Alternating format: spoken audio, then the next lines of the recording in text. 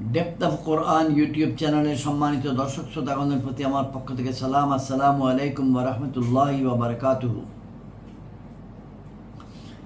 দয়াবান ক্ষমাশীল মহান আল্লাহ রাব্বুল আলামিনের সন্তুষ্টি অর্জনই আমাদের একমাত্র লক্ষ্য, এবং এই লক্ষ্যেই আমরা এই ডেপথ অফ কোরআন ইউটিউব চ্যানেলে পবিত্র কোরআন শরীফ থেকে তেলাওয়াত করি এবং অর্থ উপস্থাপন করি। আজকের তারিখটি হচ্ছে সেপ্টেম্বর মাসের 16 তারিখ 2025 খ্রিস্টাব্দ, আশ্বিন মাসের 1 তারিখ 1432 বাংলা সন এবং বাংলাদেশে অনুষ্ঠিত হিজরি ক্যালেন্ডার মোতাবেক রবিউল আউয়াল মাসের 22 তারিখ 1447 হিজরি।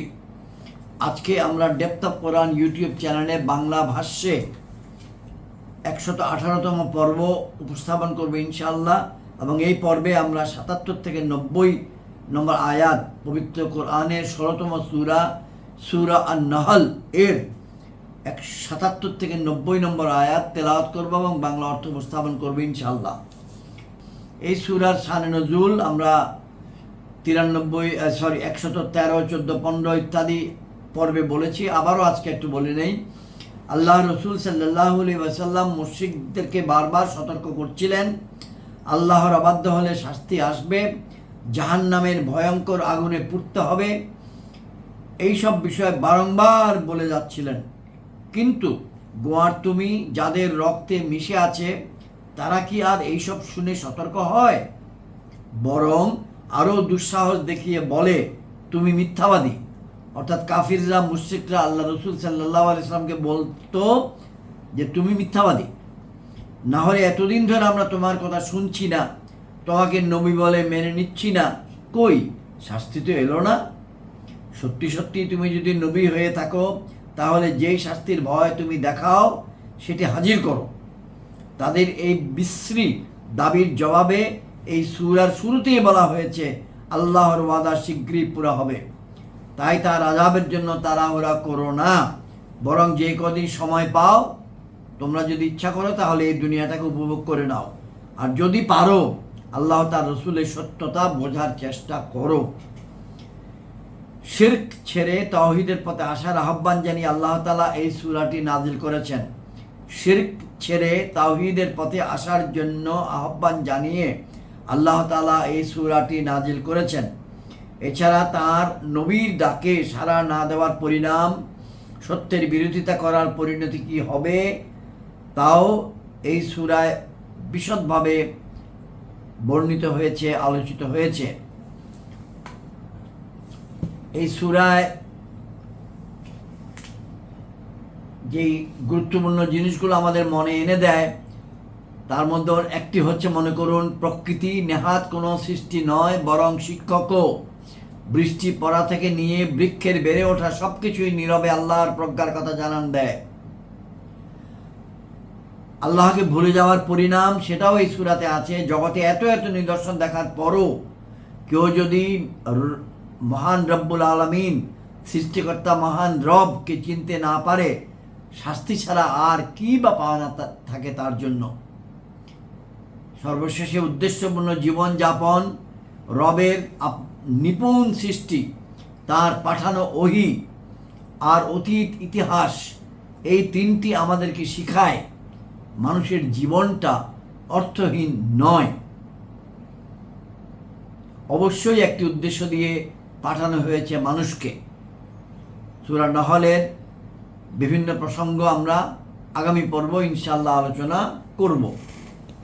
এখন আমরা দরুদ শরীফ তেলাওয়াত করি। আল্লাহুম্মা সাল্লি আলা মুহাম্মাদিন ওয়া আলা আলি মুহাম্মাদিন কামা সাল্লাইতা আলা ইব্রাহিম ওয়া আলা আলি ইব্রাহিম ইন্নাকা হামিদুম মাজিদ। আল্লাহুম্মা বারিক আলা মুহাম্মাদিন ওয়া আলা আলি মুহাম্মাদিন কামা বারাকতা আলা ইব্রাহিম ওয়া আলা আলি ইব্রাহিম ইন্নাকা হামিদুম মাজিদ।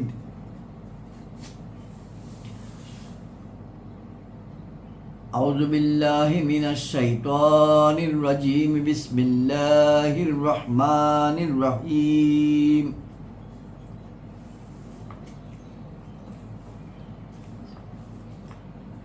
ওয়ালিল্লাহি গায়বুস সামাওয়াতি ওয়াল আরদ ওয়ামা আমরুস সাআতি ইল্লা কালামহিল বাসারি আও হুয়া আকরাব ইন্নাল্লাহা আলা কুল্লি শাইইন কাদির ওয়াল্লাহু আখরাজাকুম মিন বুতুনি উম্মাহাতিকুম লা তা'লামুনা শাইয়্যান وجعل لكم السمع والأبصار والأفئدة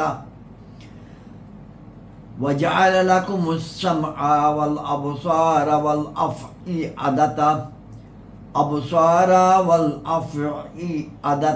لعلكم تشكرون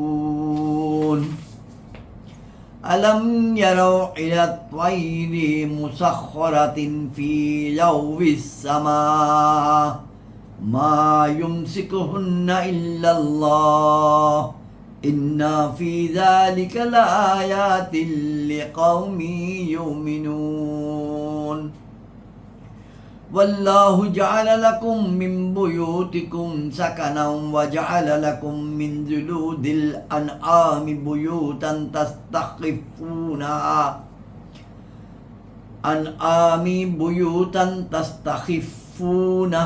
يوم ظعنكم ويوم يأمتكم ومن أصوافها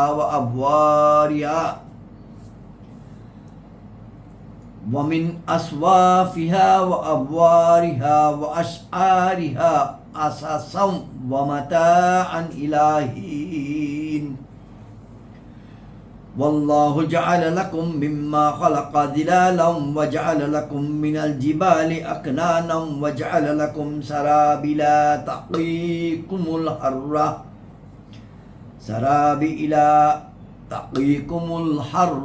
وسرابيل تقيكم بأسكم كذلك يتم نعمته عليكم لعلكم تسلمون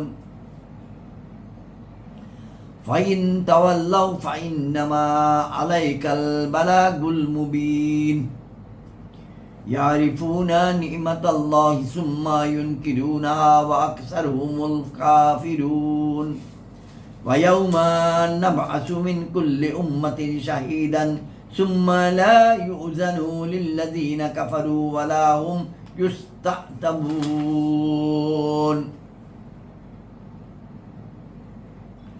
وإذا رأى الذين ظلموا العذاب فلا يخفف عنهم ولا هم ينذرون وإذا رأى الذين أشركوا شركاءهم قالوا ربنا هؤلاء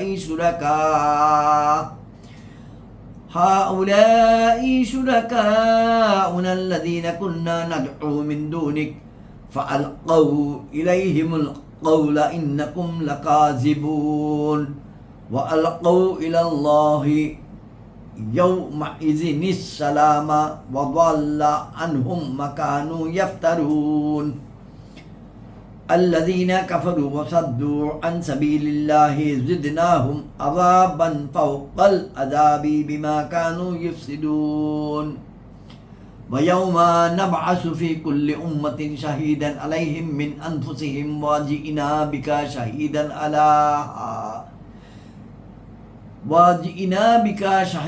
على هؤلاء ونزلنا عليك الكتاب تبيانا لكل شيء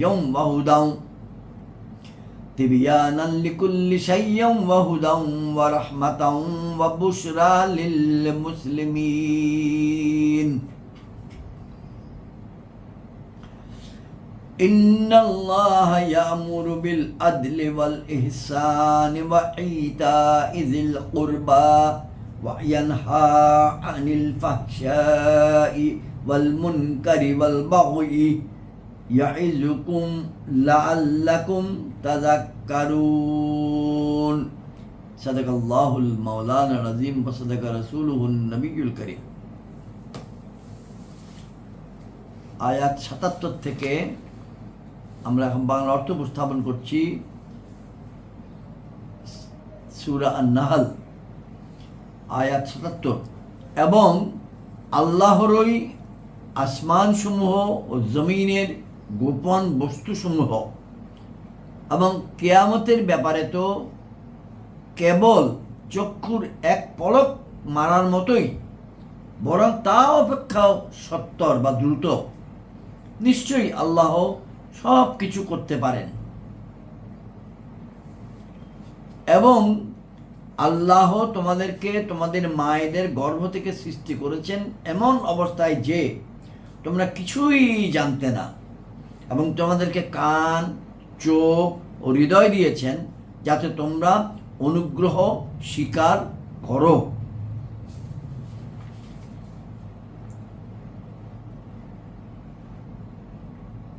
আয়াত ৭৯। তারা কি পাখিগুলো দেখেনি? নির্দেশের প্রতি বাধ্য আসমানের শূন্য গর্ভে তাদের কেউ স্থির রাখেন না আল্লাহ ব্যতীত। অপর ভাষায় আল্লাহ ছাড়া আর কেউই তাদেরকে স্থির রাখেন না, আল্লাহই স্থির রাখেন। নিশ্চয়ই এর মধ্যে ঈমানদারদের জন্য নিদর্শনাদি রয়েছে। এবং আল্লাহ তোমাদেরকে বসবাস করার জন্য ঘর দিয়েছেন। তোমাদের জন্য চতুষ্পদ জন্তুগুলোর চামড়া থেকে কিছু ঘর নির্মাণ করেন, যেগুলো তোমাদের জন্য তোমাদের ভ্রমণের দিনে এবং ভ্রমণ পথে গম্যস্থানসমূহে অবস্থান করার দিনে হালকা হয়, এবং দিয়েছেন সেগুলোর পশম, বাবরি চুল ও লোম থেকে কিছু গৃহ সামগ্রী।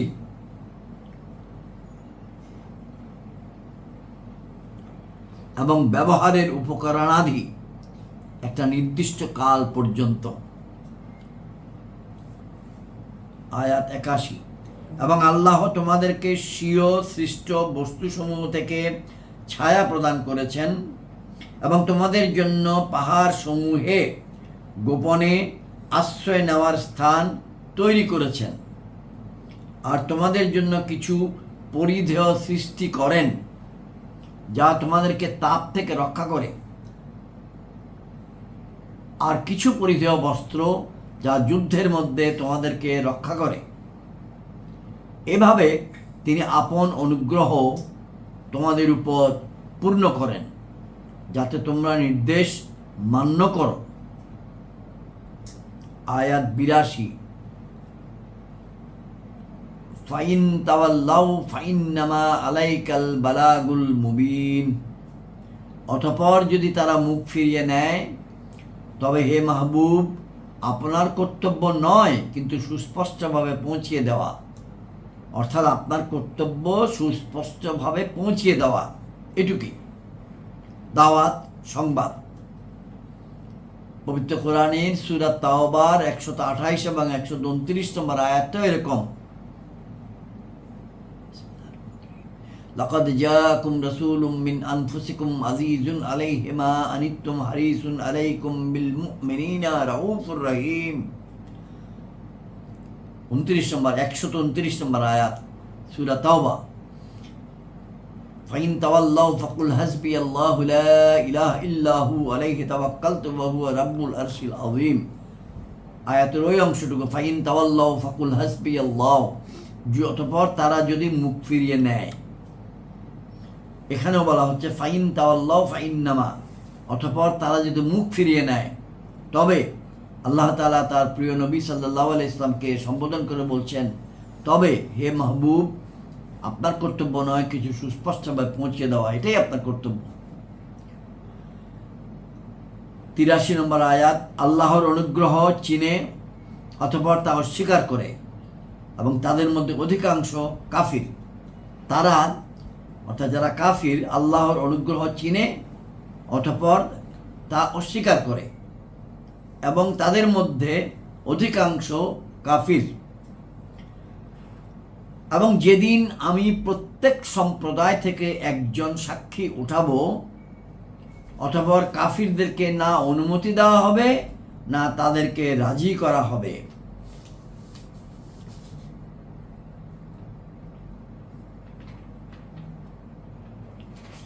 আয়াত ৮৫। এবং জালিমরা যখন শাস্তি দেখবে, তখন থেকেই তা না তাদের উপর লঘু করা হবে না তারা অবকাশ পাবে।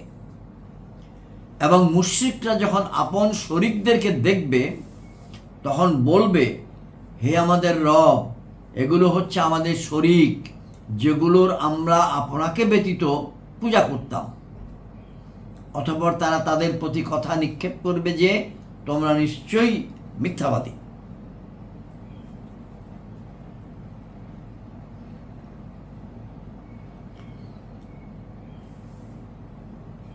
আয়াত 87। এবং সেদিন তারা আল্লাহর প্রতি বিনয় সহকারে পতিত হবে এবং তাদের নিকট থেকে হারিয়ে যাবে যা কিছু তারা মিথ্যা রচনা করত। যারা কুফর করেছে এবং আল্লাহর পথে বাধা দিয়েছে, আমি শাস্তির পর শাস্তি বৃদ্ধি করেছি তাদের ফ্যাসাদ সৃষ্টির পরিণামস্বরূপ।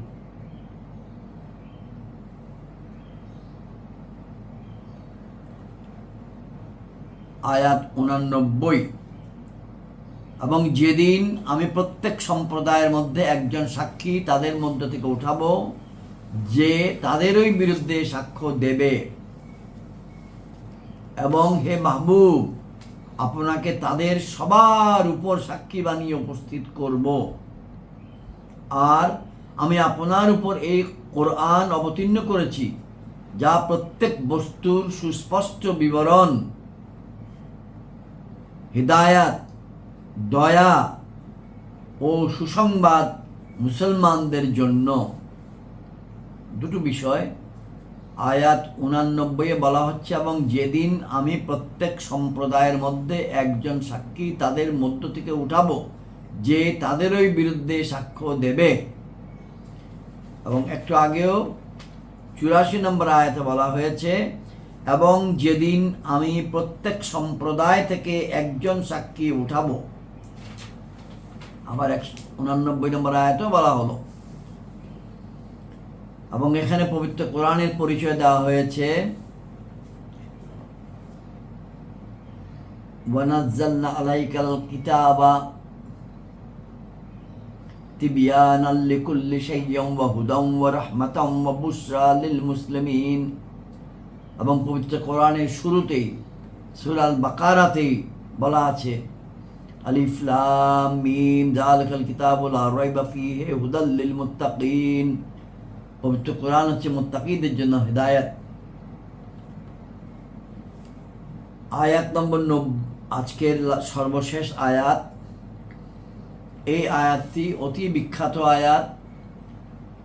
বাংলাদেশের বেশিরভাগ মসজিদে সম্মানিত শ্রদ্ধাভাজন শুক্রবারে জুমার নামাজের ইমামগণ, খতিবগণ যারা খুতবা পেশ করেন, সে খতিবগণ আরবি ভাষায় যখন খুতবাটি দেন, সেই খুতবার সর্বশেষ আয়াতটি সাধারণত এটিই হয়, যে আয়াতটি এখন পড়ছি, সূরা নাহাল আয়াত নম্বর 90।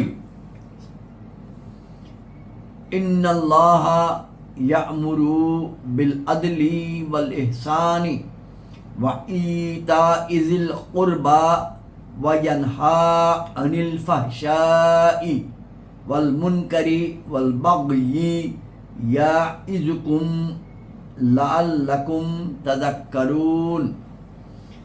ইন্নাল্লাহা ইয়া'মুরু বিল আদলি ওয়াল ইহসানি ওয়া ইতাইযিল কুরবা ওয়া ইয়ানহা আনিল ফাহশাই ওয়াল মুনকারি ওয়াল বাগয়ি ইয়া'iযুকুম লাআল্লাকুম তাযাক্কারুন।